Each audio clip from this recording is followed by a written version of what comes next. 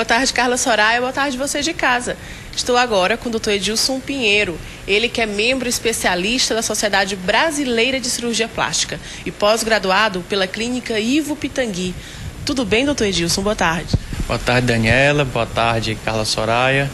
Boa tarde a todos do Tarde Livre. É um prazer enorme estar aqui com vocês.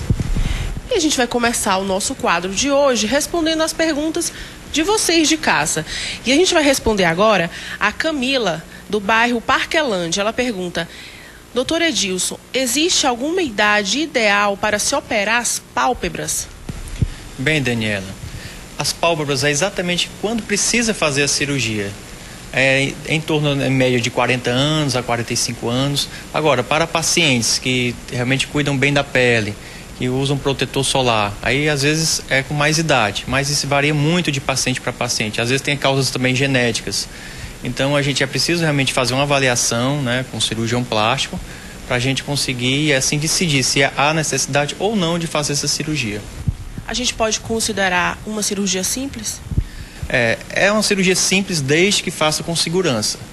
Eu sempre digo para os pacientes para que seja feito sempre toda a bateria de exames, ou seja, exame de sangue, exame de urina, exame do pulmão, o eletrocardiograma sempre com avaliação cardíaca, ou seja, o cardiologista fazer a avaliação e aí fazer também um hospital que tenha segurança, ou seja, que tenha UTI, que tenha médicos plantonistas. Você fazendo isso, a cirurgia passa a ser uma cirurgia simples. Quando não, você desobedece os critérios de segurança, aí então passa a ser uma cirurgia arriscada. Então depende muito da maneira como é feita. A Regina, do bairro Dionísio Torres, pergunta: e as cicatrizes de blefaroplastia são visíveis e onde se localizam? Ela fica uma cicatriz mínima, porque a pele da pálpebra superior e inferior, ela é muito fininha. Então, fica quase que imperceptível. É extremamente fina, agora precisa de um certo cuidado. Passar alguns cremes, fazer algumas massagens, que alguns pacientes pode ficar uma mancha escura e outros um pouquinho mais grossa. Então é importante o acompanhamento no pós-operatório com o cirurgião, para ele passar alguns cremes, inclusive para fazer massagem na cicatriz, para ficar imperceptível. A cicatriz das pálpebras, normalmente ela cicatriza muito bem. Então uma boa avaliação, com uma boa cirurgia e assim proceder no pós-operatório, é muito interessante, ficar uma cicatriz praticamente imperceptível. E qual é o tipo de anestesia usado, doutor, nesse tipo de cirurgia? Ela é feita com anestesia local e sedação, ou seja, a paciente fica apenas dormindo e assim que termina a cirurgia já acorda normalmente, vai para o quarto e muitas vezes vai para casa no mesmo dia, dependendo de cada caso, mas a maioria vai para casa no mesmo dia. Mas no caso das pessoas que trabalham, quanto tempo elas ficam fora do trabalho? Depende, se não tiver, não trabalha no sol, em ambientes internos, pode trabalhar normalmente após uma semana. É interessante usar o óculos escuro para evitar claridade e manchar a pele, né? Então, tendo um certo cuidado, uma semana já pode voltar a trabalhar normalmente. E existe algum tipo de dor no pós-operatório?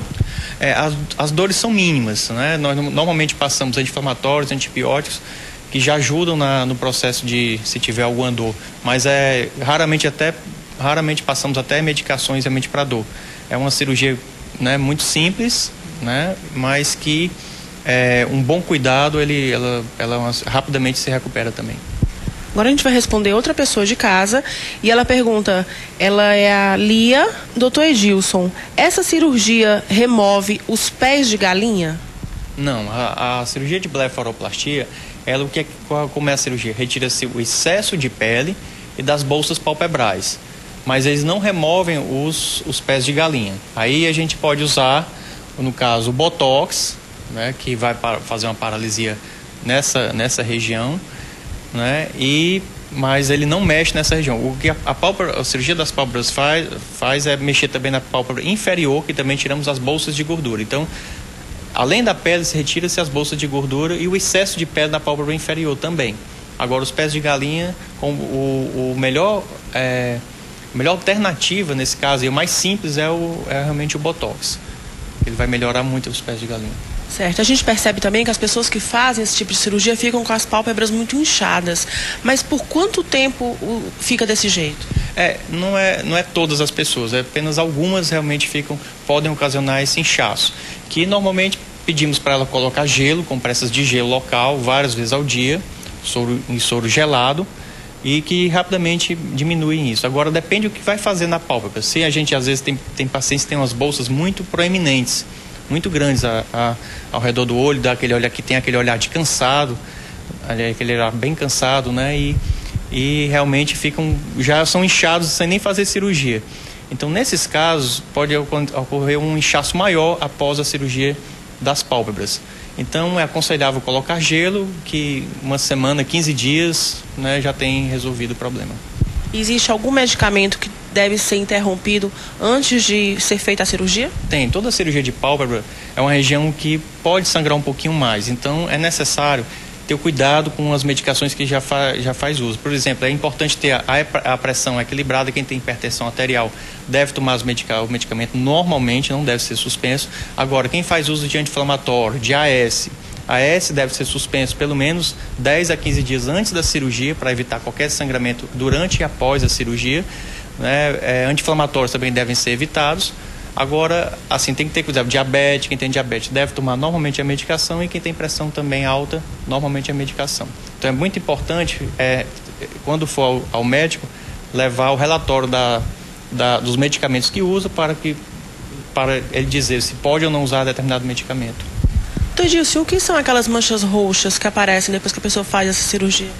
São as equimoses, né? Alguns pacientes ficam até mais embaixo, mas isso não tem nenhum problema, é apenas da parte é normal a cirurgia, é o edema local. Agora o importante é evitar sol, que se ele pegar sol nessa região enquanto tiver as equimoses, essas manchas roxas, pode realmente ficar marcadas e demorar por muito tempo para sair. Então é muito importante ter esse cuidado, passar protetor solar, evitar o sol, né, e usar óculos escuros.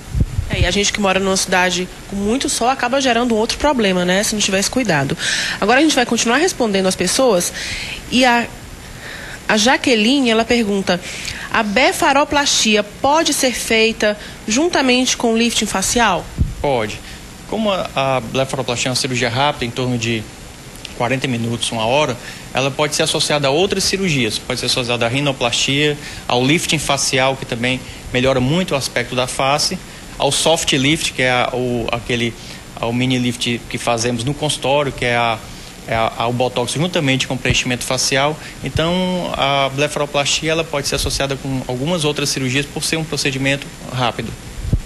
E para encerrar o nosso quadro de hoje, a gente vai responder a última telespectadora, que ela não quer se identificar, e ela pergunta: a cirurgia das pálpebras altera as expressões da face?